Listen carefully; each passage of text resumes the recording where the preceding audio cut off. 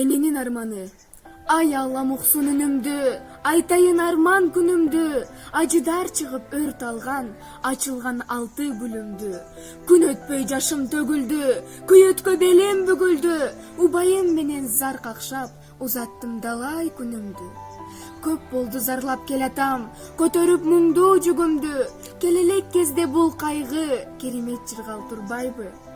Эркелеп келсе бир балам, эсиме келбей муң кайгы, от болуп күйүп жанам деп ойлодум качан мындайды. Көрбөсөм бирин алардын, көзүмдүн жашы кургайбы, алтоонун бирдей ажырап, азыркы күнүм муң кайгы. Күкүгүм менин балдарым, күч алып улам арманым, ардагым бирин көрсөңчү, апаңар мынтип калганын.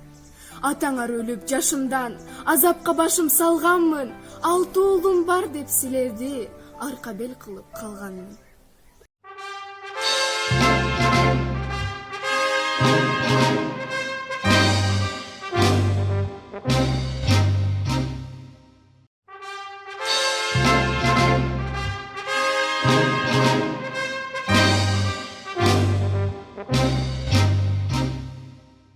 Сооронбай Дүйсеев алакан. Балам мына төшөгүнөн турду бат. Мойнумдан кучактады булдырап, алаканын өттүм дагы оламдын. Тез огушту, ойлоп турдум тынжап. Самак эле менин досум сырдашкан. Укмуш болчу күлкү менен ыр жактан. Ысылдаган октор туна калганда, үркүлкүгө бизди билип жыраткан. Самак айтты, кайда жүрдүң жанатан? Мына балам, сен баламды карасаң, ал бала эмес, турду кагаз үстүндө. 5 манжалуу, кичинекей алакан.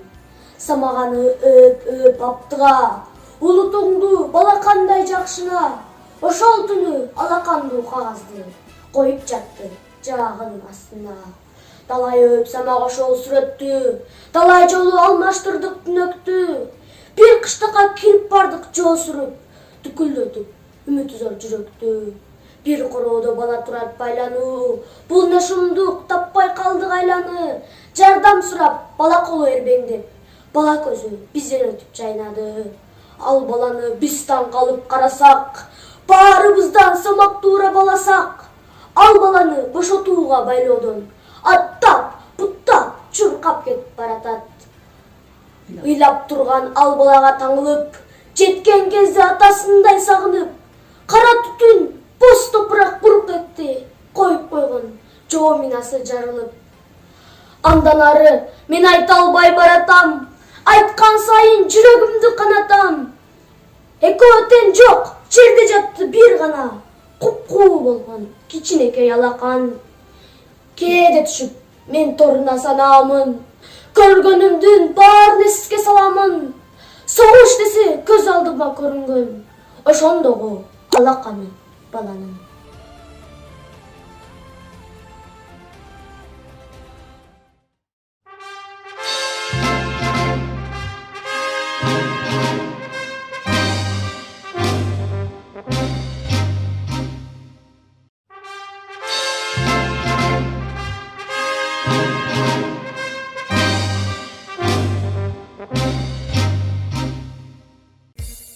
Здравствуйте! Поздравляю всех с Днем Победы 9 мая. Этот день особенно дорог для нашей семьи, так как мой прадед Мурзаев Разакул ушел защищать свою родину 7 декабря 1941 года добровольцем. Воевал за плакатный Ленинград, потом на Украине и погиб в конце 1944 года, освобождая Украину от фашистских захватчиков. В честь моего прадеда меня назвали Разакулом, чтобы я достойно и гордо носил имя защитника Отечества. Я и наша семья, наши родственники гордимся моим прадедом и чтим его вечную память всегда. Вот это его портрет, который висит на почетном месте нашего дома. Спасибо ему и всем участникам Великой Отечественной войны за нашу мирную и счастливую жизнь на земле.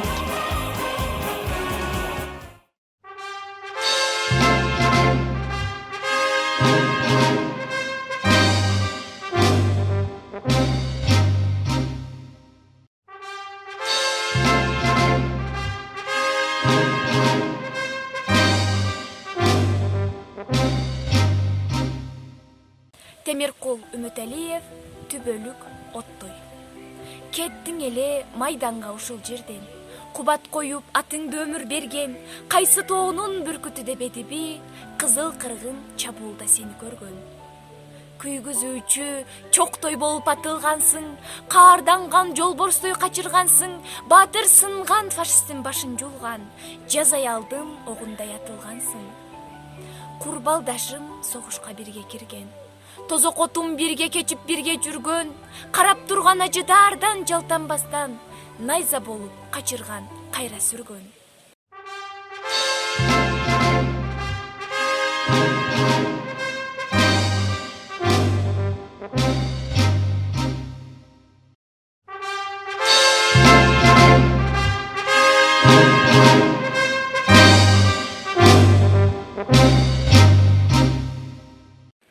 Сооронбай Жусуев, согуш. Согуш, согуш. Көргөн сохтуруңду. Согуш, согуш, уккан заар үнүңдү. Сенден канча кооз шаарлар бүлүндү. Сан гүл соолуп, сан өмүрлөр көлдү. Эсеп жеткис өмүрлөрдү кыйдың сен. Эсеп жеткис адам үнүн кыйдың сен. Себепкери болдуң тоодой кайгынын. Селдей аккан көз жаш менен ыйдың сен. Каза кылып уулдарын сөктү. Канченеге сен тарттырдың күйүттү. Нечен көздүн жарык нурун өчүрүп, жерге көмдүң нечен жаркын үмүттү.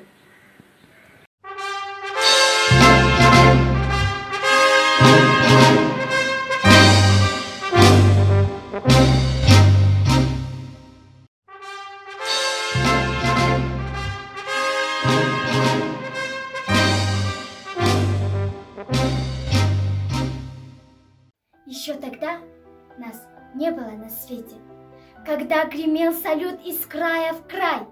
Солдаты, подарили вы планете великий май, победный май. Еще тогда нас не было на свете, когда с военной бури огневой, судьбу решая будущих столетий, вы бой вели священный бой. Еще тогда нас не было на свете, когда с победой вы домой пришли, солдаты мая, слава вам навеки, от всей земли, от всей земли. Благодарим, солдаты, вас за жизнь, за детство и весну, за тишину, за мирный дом, за мир, в котором мы живем.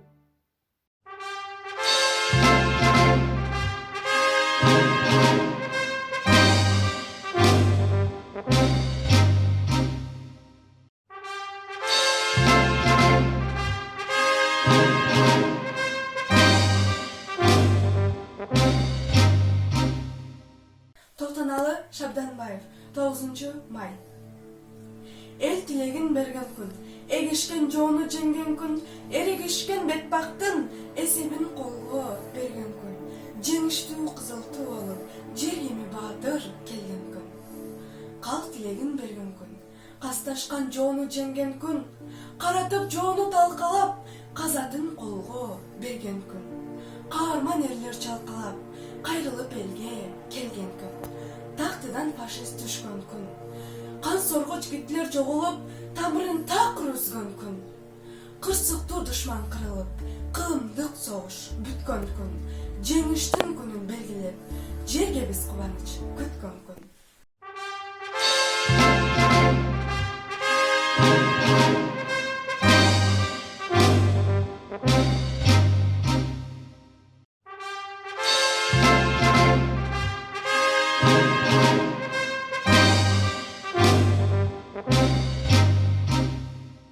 Жомарт Бөгөнбаев курман болду, баатыр болду нечендер.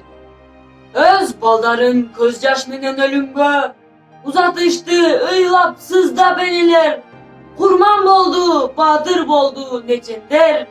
Жашасын деп бизди ушул өмүрдө. Кан согушка апалар да барышкан, өмүрлөрүн тобокелге салышкан. Жолборс жүрөк жоокерлердин жарааттарын таңышкан. Танк алдына тайманбастан барышты. Эл жер үчүн душман менен атышты. Hiç daymanbas bizden bahadır atalar, elibizge cengiş menen kaytıştı.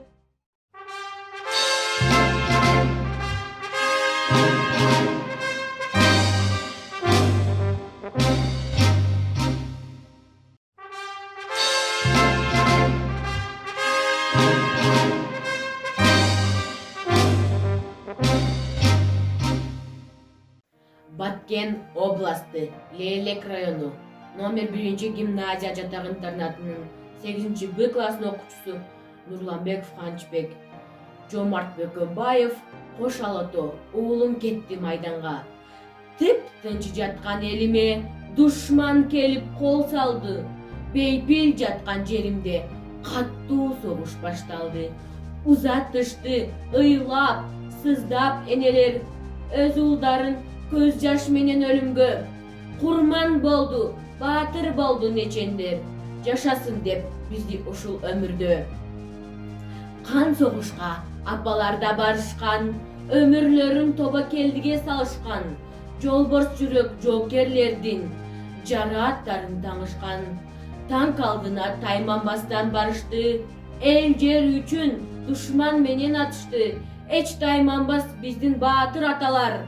Эли бизге жеңиш менен кайтышты.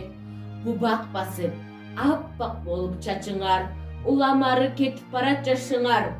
Урмат кылып унутушпайт урпактар, кылымдарга күбө болуп атыңар.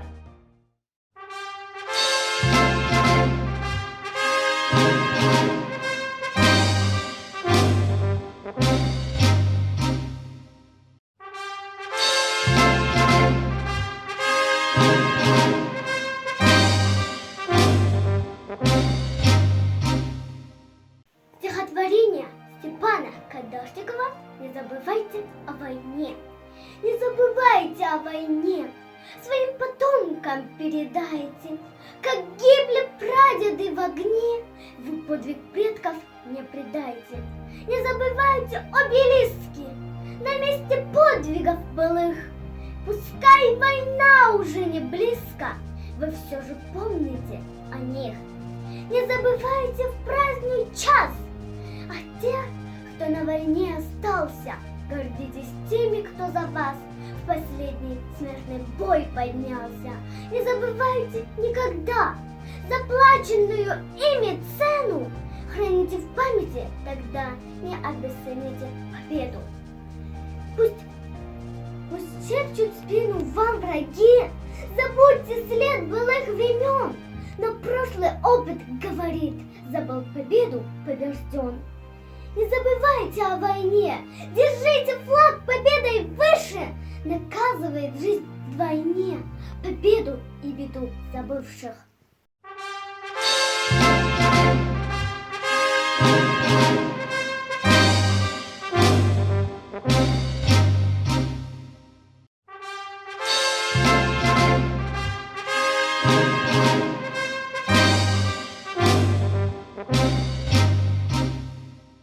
Жомарт Бөкөнбаев, кош алато, уулун кетти майданга. Дүйнөнүн жүзүн өрт алып, кара жалын каптады. Кыяндай жүрөт шаркырап, кызыл кандын акканы. Ушундай апаат күндөрдө уяттан уят эмеспи уулуңдун үйдө жатканы. Айланам коркок болбо деп айтканын эстейм мененин. Ай чапчып суудай толкуган, артымда калкын турганда айгышкан жоону жеңемин. Барктап багып өстүргөн баламдын сынап өнөрүн жеримдин бетин булгатпай желмоуз канын төгөмүн.